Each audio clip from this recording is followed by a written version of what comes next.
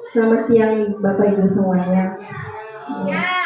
Hari ini izinkan saya untuk menyampaikan hasil dari aksi nyata modul 1.1 sampai modul 1.4 tentang budaya positif. Nah, sebelumnya Bapak Ibu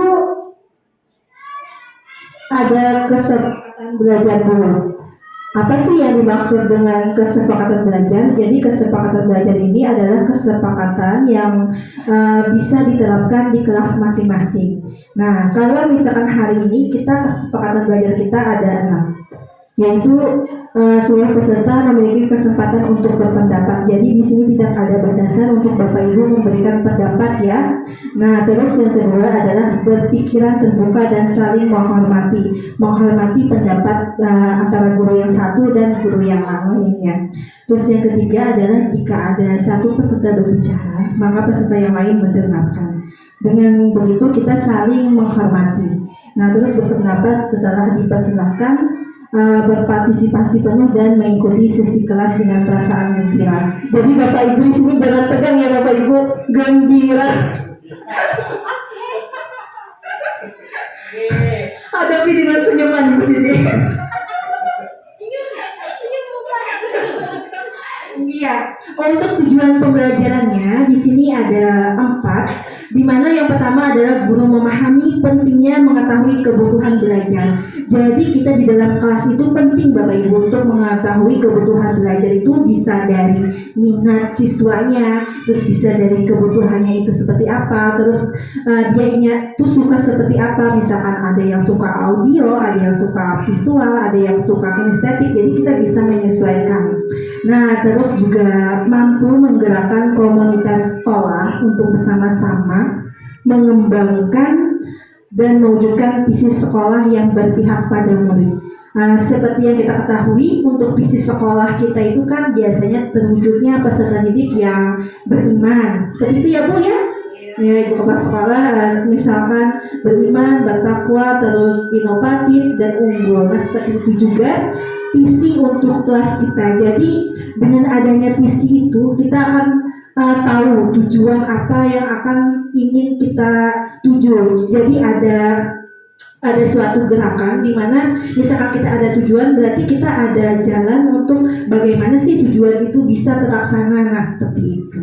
Nah, terus melakukan evaluasi dan refleksi. Karena setiap pembelajaran itu sangat penting untuk kita refleksikan. Misalkan dalam pembelajaran hari ini ada siswa yang masih nilainya rendah, itu bagaimana caranya untuk meningkatkan. Nah, itu yang dinamakan dengan refleksi. Karena dalam suatu tindakan itu butuh yang namanya refleksi ya Bapak Ibu. Refleksi di sini bagaimana caranya tujuannya itu lebih meningkat lagi. Seperti itu. Terus memahami peran sebagai guru untuk membangun budaya positif. Nah, budaya positif ini sangat berpengaruh kepada kita dengan siswa agar tujuan pembelajaran itu bisa terpenuhi.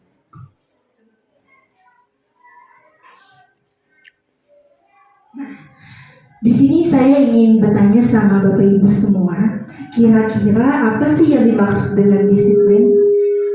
Disiplin itu menurut Bapak Ibu sendiri seperti apa? Ya silakan Pak Risa.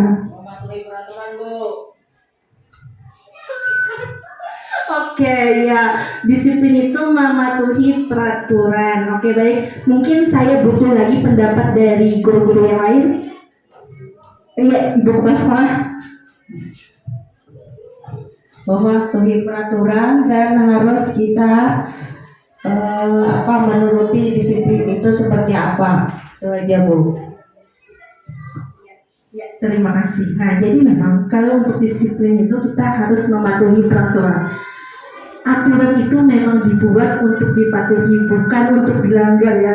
Tapi kebanyakan peraturan itu sering untuk dilanggar. Nah, terus bagaimana sih caranya supaya peraturan itu dilanggar tapi enggak membuat siswa itu trauma atau seperti apa, itu sangat berhubungan sekali dengan materi kita hari ini.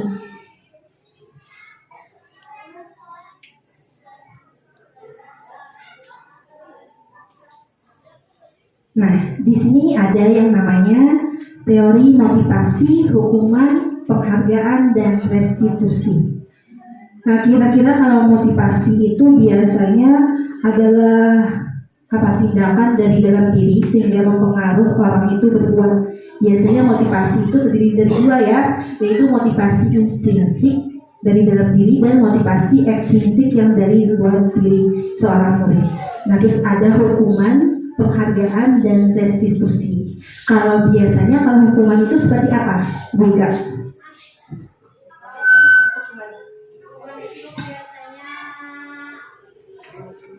Yang menghukum siswa yang melakukan kesalahan. Kalau misalkan ada pertanyaan. Nah ya betul. Kalau hukuman itu biasanya tindakan yang berhubungan dengan fisik ya. Kita biasanya memberikan apa? Hukumannya itu bisa berupa misalkan lari keliling lapangan, terus misalkan dengan push up yang menggunakan kekerasan fisik pada siswa. Nah, sedangkan kalau restitusi ini biasanya bagaimana kita itu supaya memberikan hukuman tapi tidak memberikan sesuatu yang membuat trauma kepada peserta didik. Nah, ini ada perbedaan antara hukuman dan konsekuensi. Dimana kalau hukuman itu adalah sesuatu yang menyakitkan yang harus terjadi, terus membuat anak sakit, anak membenci kedisiplinan, paksaan, terus mendorong anak menyakiti diri sendiri, konsep diri yang buruk, anak belajar untuk menyembunyikan kesalahan, marah, rasa bersalah, dipermalukan, merasa tak dihargai. Nah, ini sangat tidak disarankan untuk kita gunakan di dalam sekolah, karena itu akan mengakibatkan efek yang berkepanjangan. Apalagi kalau misalkan di sekolah dasar itu kan efeknya itu bisa terasa sampai mereka dewasa. Jadi kita disarankan untuk menggunakan yang namanya konsekuensi, di mana di dalam konsekuensi ini adalah sesuatu memang harus terjadi, karena memang manusia itu nggak ada yang sempurna. Pasti ada manusia itu melakukan kesalahan. Tinggal bagaimana kita menyikapinya, bagaimana harusnya seperti itu. Nah, terus yang kedua adalah membuat anak merasa tidak nyaman dalam jangka waktu pendek. Jadi nggak berkepanjangan rasa tidak nyamannya itu. Terus anak menghargai disiplin, siklus tanggapan, mendorong anak agar mudah menyesuaikan diri, konsep diri yang baik, anak belajar untuk mematuhi peraturan, kehilangan hak, dibuat tidak nyaman, diasingkan untuk sementara. Nah, di dalam kita memberikan suatu efek, misalkan hukuman, di sini ada dua. Tadi kan konsekuensi dan hukuman. Sekarang adalah konsekuensi dan restitusi, di mana restitusi ini adalah merupakan pilihan. Jadi semuanya itu berdasarkan dari keyakinan anak. Nah, misalkan di dalam restitusi ini, di situ anak mendapatkan penguatan, bukan seperti hukuman. Terus anak akan belajar bertanggung jawab untuk perilakunya. Jadi misalkan anak terlambat, itu akan ditanyakan kenapa jadi mereka terlambat.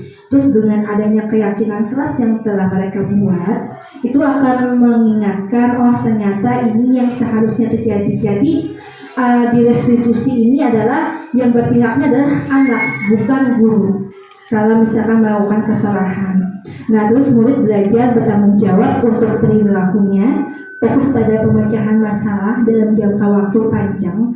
Terus apa yang kamu yakini, apa yang bisa kamu lakukan untuk memperbaiki masalah ini. Jadi di sini nggak ada guru yang menyalahkan si anak, tapi si guru itu cuma memfasilitasi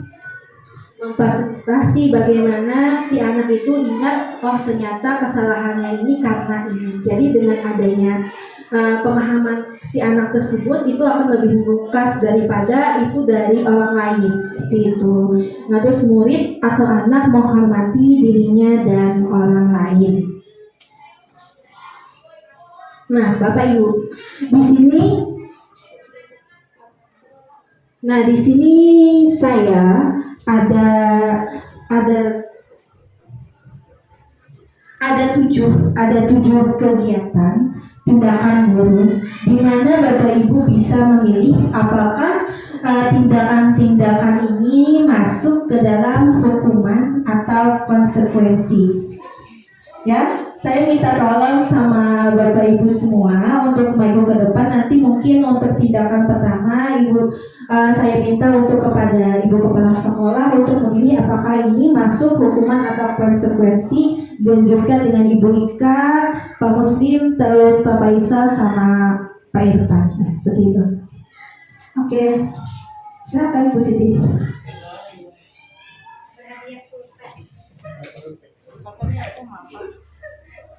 Kira-kira kalau misalkan mencatat 100 kali di dalam buku kalimat, saya tidak akan terlambat lagi karena terlambat sekolah itu masuk hukuman atau konsekuensi, Bu. Hukuman, Bu. Oh iya, silakan itu sudah ada hukuman.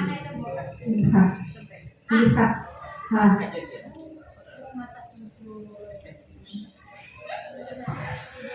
Timpang tadi tuh ya. Nah, Kelihatan lah ibu Siti.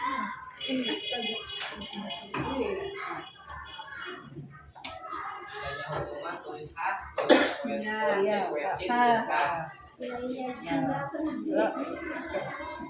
Kasih Bu. Bagaimana Bapak Ibu semua, apakah ini betul untuk mencatat 100 kali di dalam buku kalimat termasuk hukuman? Iya, memang betul, karena ini akan membuat siswa, apalagi misalkan siswanya itu nggak terbiasa untuk menulis, itu akan mengakibatkan fisik di tangan siswa. Nah, selanjutnya yang kedua, lari mengelilingi lapangan basket, Ibu Ika.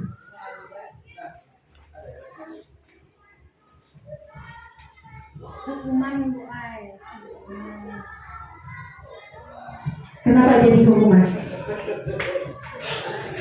Karena dia menggunakan fisik pada saat mengelilingi lapangan basket, ya seperti itu. Lanjut, Bapak Muslim.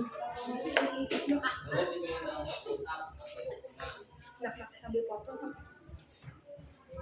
Pas ada menulis ya. Iya, betul. Menggantikan kertas tugas Bapak Faisal.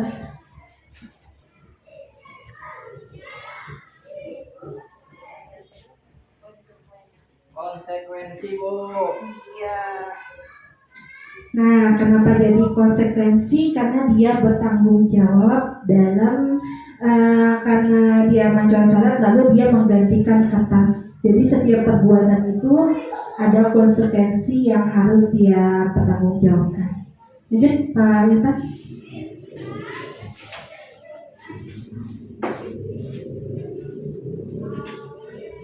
Bersihkan dengan air ganti. Kak, buat. Ya, betul sekali. Kenapa Bapak Ibu jadi ini termasuk dalam konsekuensi? Bentuk bertanggung jawab, Bu.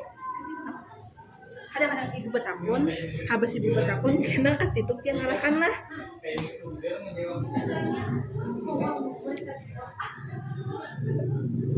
Kenapa jadi membersihkan tumpahan air di meja tulis karena tersenggol pada saat belajar ini masuk konsekuensi?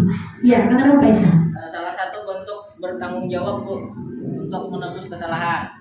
Iya, betul sekali ya. Ini dia bertanggung jawab membersihkan tumpahan air karena efek tersenggol tadi. Lanjut, Ibu Dewi.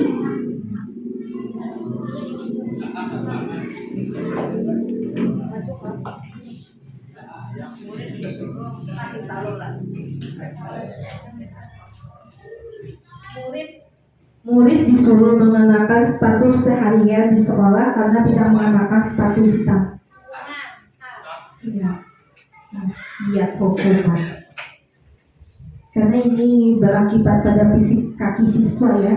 Ya, terus lari mengelilingi lapangan basket ini masuk apa Bapak Ibu? Iya, masuk hukuman. Jadi Bapak Ibu sudah mengetahui perbedaan antara hukuman atau konsekuensi. Baik Bapak Ibu, saya lanjutkan lagi untuk materi selanjutnya. Nah, Tadi kan kita ada dua macam bagaimana kita melakukan hukuman atau konsekuensi. Tapi di antara hukuman dan konsekuensi ini sama-sama tidak bisa kita terapkan di sekolah. Karena apa? Karena ada bagian yang lebih penting lagi yang bisa kita terapkan, yaitu dengan cara apa? Dengan cara restitusi. Nah, restitusi ini apa? Itu adalah proses menciptakan kondisi bagi murid untuk memperbaiki kesalahan mereka, sehingga mereka bisa kembali pada kelompok mereka dengan karakter yang lebih kuat. Restitusi juga merupakan proses kolaboratif yang mengajarkan murid untuk mencari solusi untuk masalah mereka. Nah, kalau kita lihat Bapak Ibu, untuk tindakan guru di sini, apakah ini berasal dari murid untuk solusinya? Apakah berasal dari murid? Iya Bu, dari murid. Dari murid. Jawaban iya. Murid yang membuat kesalahan. Iya. Tapi kalau untuk solusinya, apakah ini dari murid? Tidak. Tidak. Iya, karena ini berasal dari guru. Meskipun dari misalkan ini konsekuensi menghentikan kertas tugas teman yang telah dicoret-coret, ini bukan dari murid yang memberikan solusi, tapi guru yang menyuruhkan siswanya untuk menggantikan kertas. Nah, sedangkan restitusi ini adalah bagaimana untuk misalkan masalah-masalah itu yang mencari solusinya adalah si siswanya. Misalkan dia terlambat, lalu apa yang harus dia lakukan itu si siswanya yang akan membuat bagaimana dia tidak akan terlambat lagi, seperti itu. Iya, betul. Lebih ke kesadaran murid bagaimana untuk menyikapi masalahnya. Jadi dia yang akan memberikan solusi, bukan dari orang lain atau bukan dari guru, seperti itu. Nah, ini ada ciri-ciri restitusi. Yang pertama adalah bukan untuk menebus kesalahan, namun untuk belajar dari kesalahan, memperbaiki hubungan. Yang ketiga adalah tawaran, bukan paksaan. Restitusi menuntut untuk melihat ke dalam diri siswa.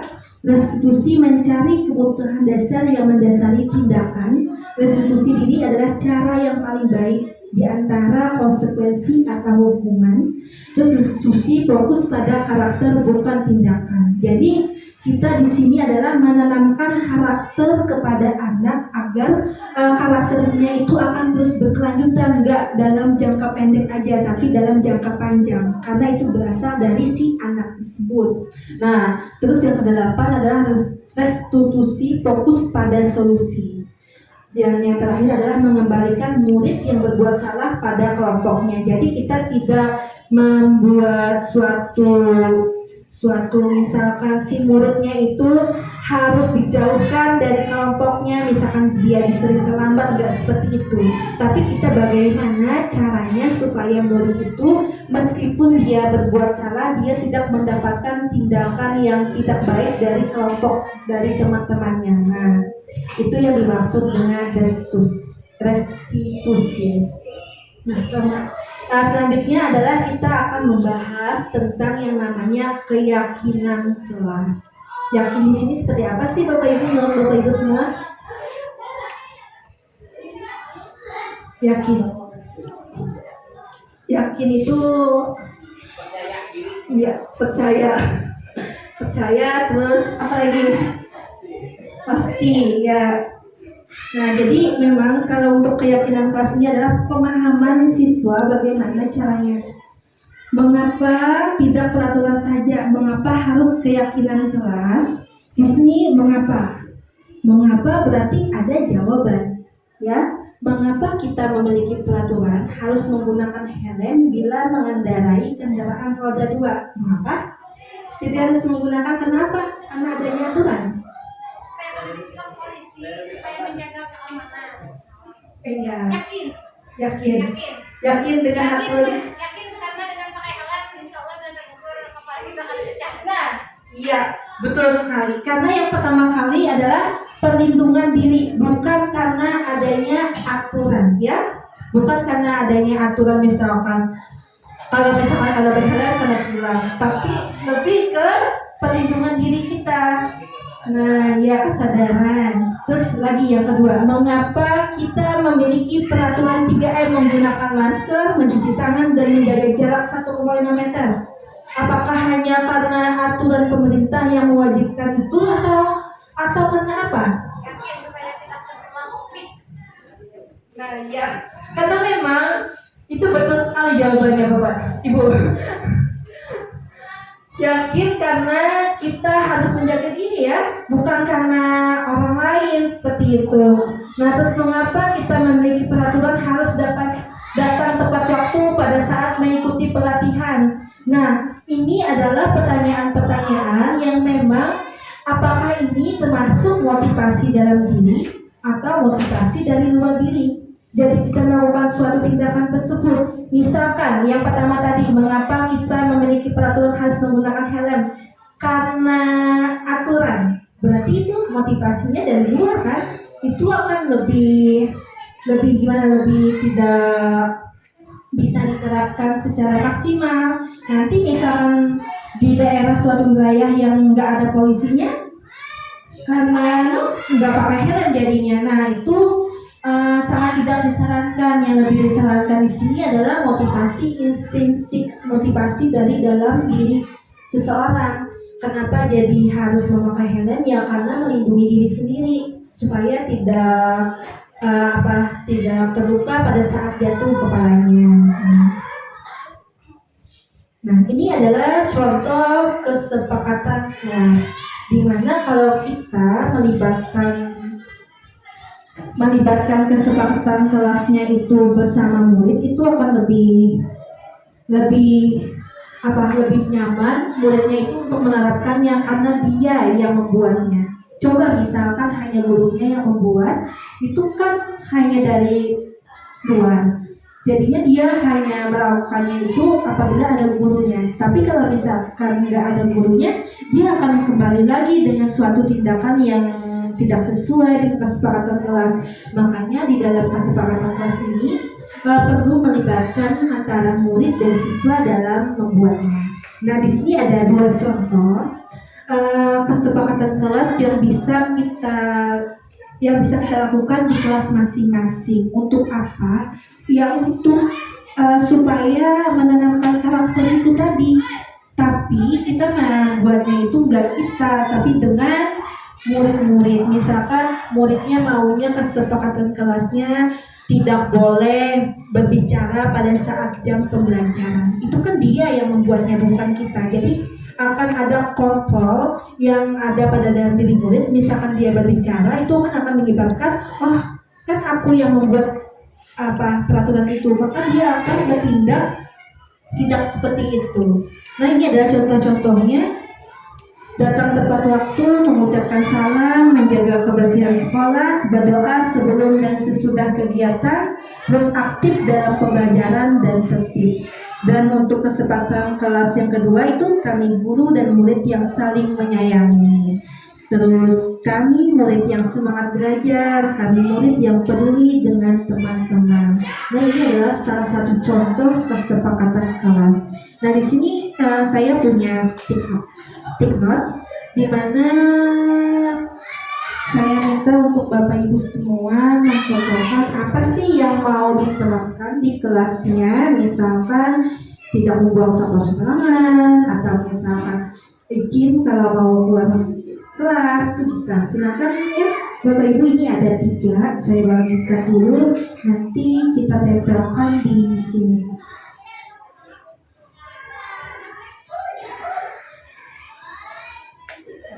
Ibu pegang membagi, yang di belakangnya.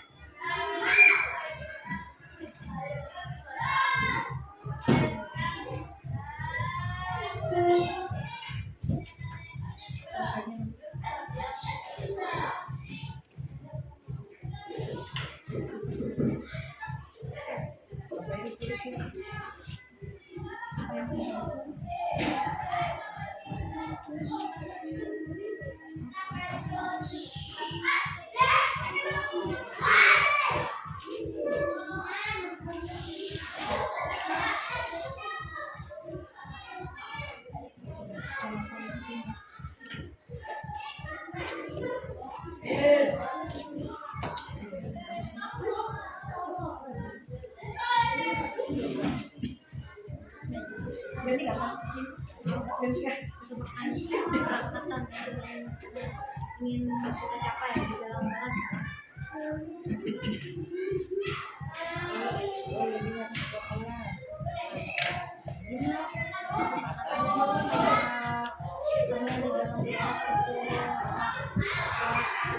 Mematuhi peraturan. Mematuhi peraturan kan sepakatnya bisa. Apa lagi? Kemudian foto dulu. Enak gak di sini?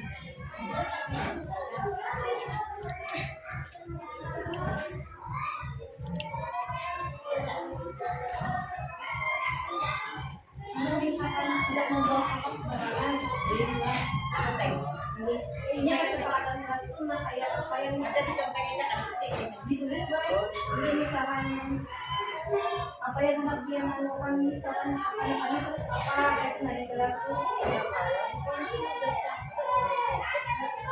mau nggak deh? Mau. Foto anak-anak siap. Ininya ganteng mau. Ini bu. Oh boleh.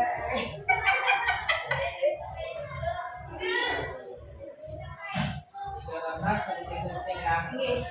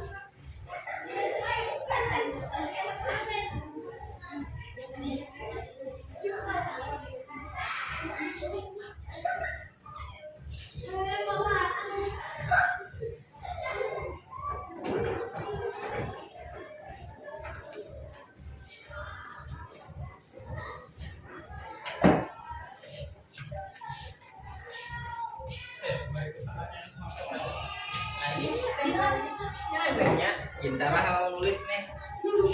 Teori. Nih.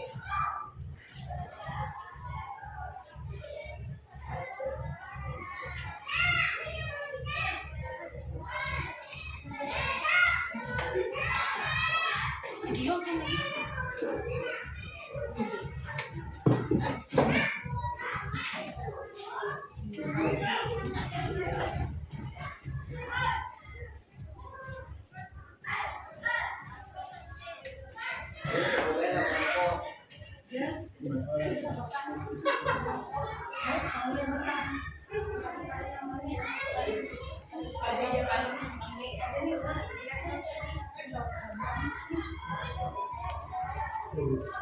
Nah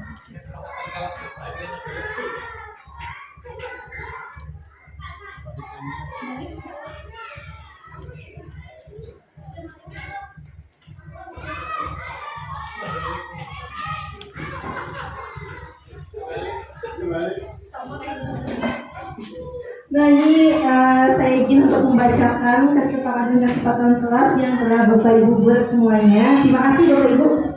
Ini adalah membuang sampah pada tempatnya, tertib di dalam kelas saat belajar, izin kepada guru saat keluar kelas.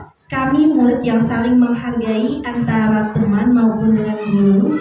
Kesepakatan buang sampah pada tempatnya, berdoa sebelum pulang, jangan keluar sebelum lonceng berbunyi, tidak berbicara selama proses pembelajaran, tidak makan dan minum ketika jam pelajaran, saling menghargai dan menghormati, saling menjaga kebersihan kelas dan halaman sekolah, saling bekerja sama, saling membantu dan bergotong royong, menunduk saat berpapasan dengan guru, biasa sekali, mengucapkan salam saat guru masuk kelas, merapikan meja sebelum pelajaran dimulai, tidak boleh mengganggu teman ketika saat belajar, harus membersihkan kelas sebelum masuk pelajaran yang sesuai dengan jadwal piket kelas, dan sebelum dan sesudah belajar selalu berdoa.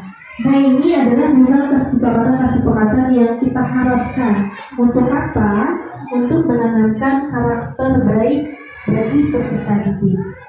Nah ini sangat terlihat Bapak Ibu, menunjuk saat berpapasan dengan guru. Apakah anak-anak zaman sekarang dia menunjuk pada saat berpapasan itu sangat jarang, sangat kurang. Itu sangat kurang ya dibandingkan zaman kita dahulu. Itu kalau misalkan ada perguruan lewat tuh takutan, menunduk atau bersembunyi. Tapi kalau sekarang dia acuh tak acuh. Nah ini adalah PR kita semua. Bagaimana cara kita menanamkan karakter baik kepada peserta didik itu. Padahal itu simpel. Kalau kita lihat itu sangat-sangat simpel. Tapi itu akan berakibat fatal kalau terus berterusan. Itu akan tidak dilaksanakan. Nah, dengan adanya kesepakatan kelas ini bisa kita terapkan. Oh, ternyata kalau misalkan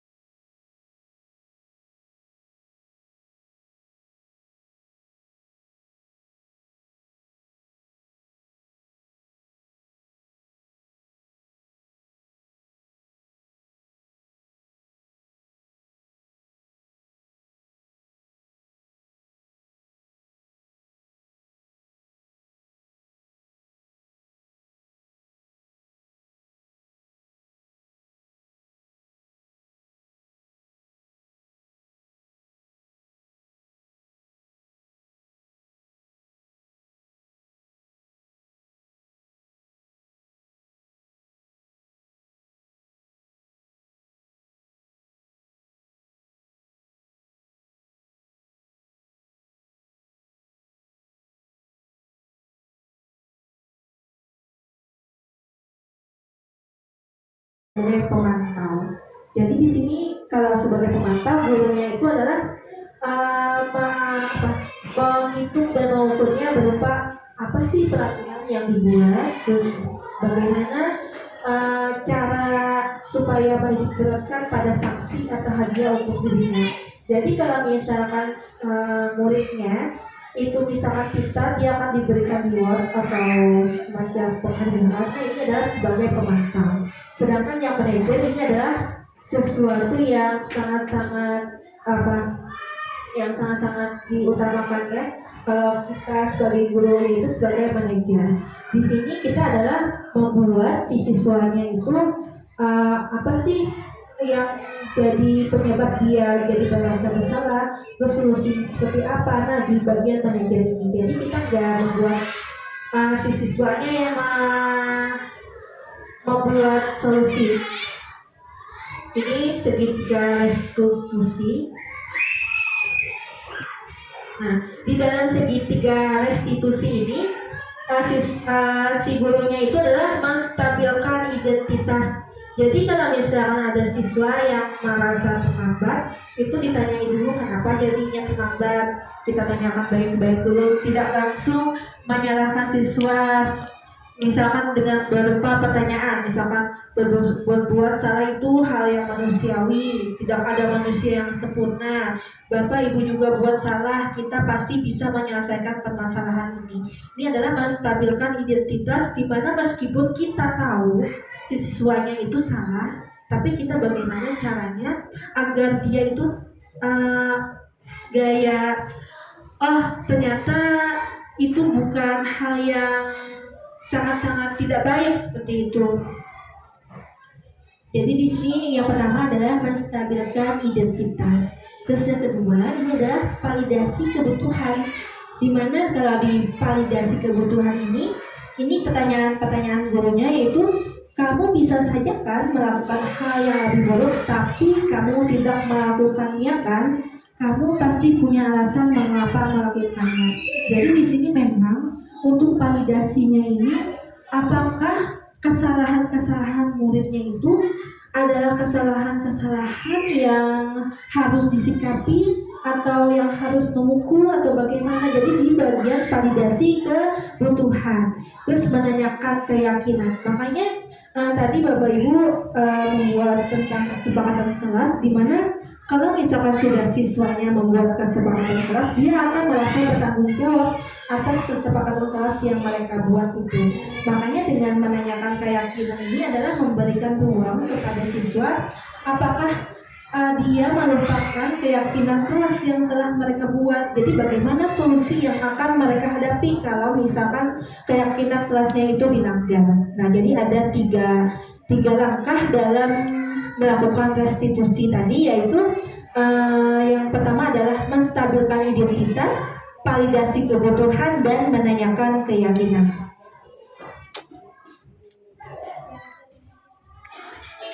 Nah, ini adalah contoh demonstrasi yang kemarin saya buat tentang segitiga restitusi, di mana yang pertama adalah yang tadi menstabilkan identitas, validasi tindakan,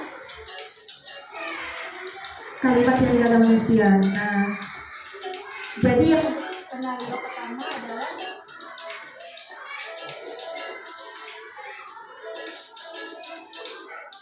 Anissa, apakah kamu tahu jam berapa sekolah? Alhamdulillah, kamu masih ingat. Lalu, kenapa kamu sekarang datang terlambat? Maaf Bu, tadi saya bangun kesiangan jadi terlambat. Oh, lalu kamu punya solusi apa untuk masalah kamu ini? Saya untuk tidak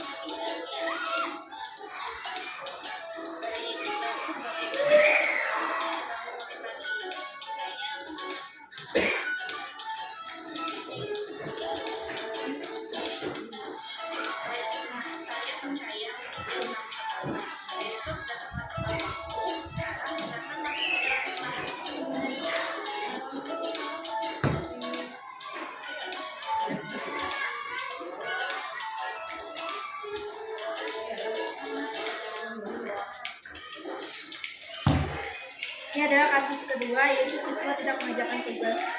Nanti kan.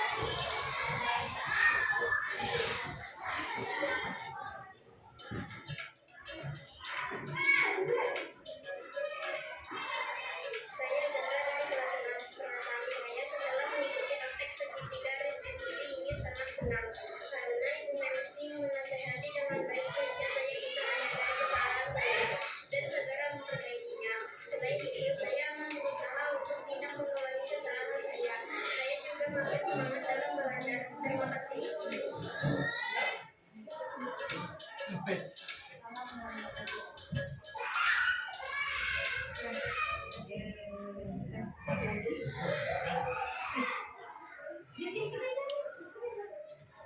Nah, itu adalah contoh dari penerapan segitiga restitusi. Jadi memang kalau untuk segitiga restitusi ini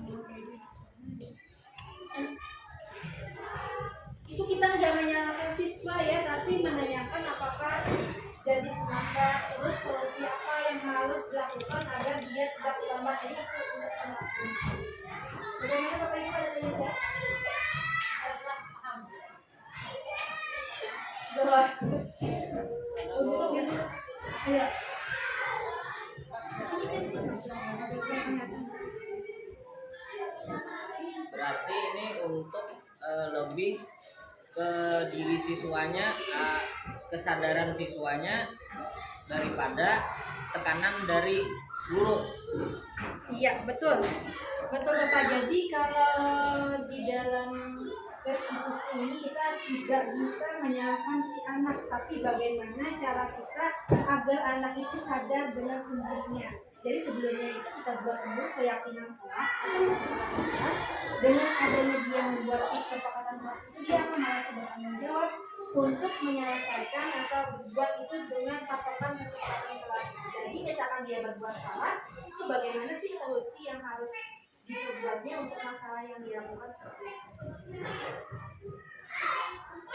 Kalau tidak ada pertanyaan, saya akhiri dulu untuk pertemuan kita hari ini. Terima kasih atas waktu yang telah Bapak Ibu luangkan dalam aksi nyata saya dalam modul 1.1 sampai modul 1.4. Semoga dengan adanya ini bisa diterapkan di dalam kelas masing-masing. Saya akhiri untuk pertemuan hari